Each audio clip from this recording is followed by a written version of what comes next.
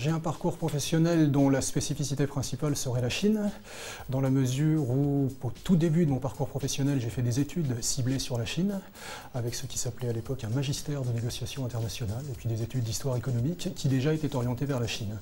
Donc tout ceci nous ramène une vingtaine d'années en arrière, avec déjà un intérêt pour l'évolution de l'économie chinoise et plus spécifiquement de l'industrie chinoise.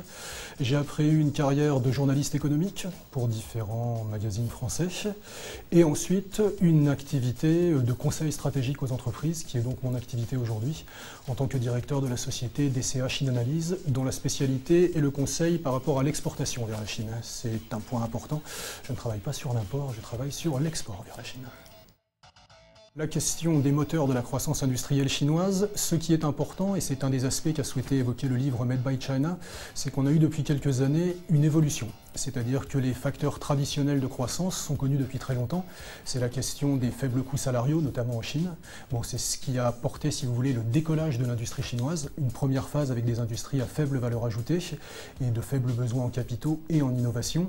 Aujourd'hui, on a un basculement depuis 5 ou 6 ans. C'est qu'on a une évolution très claire vers un autre modèle, c'est-à-dire une croissance industrielle qui soit portée par le développement et en amont du développement, la conception de produits par les entreprises chinoises elles-mêmes, avec la volonté de maîtriser l'ensemble du processus de fabrication et de commercialisation et de s'orienter vers des produits à beaucoup plus forte valeur ajoutée et parfois à la pointe de l'innovation.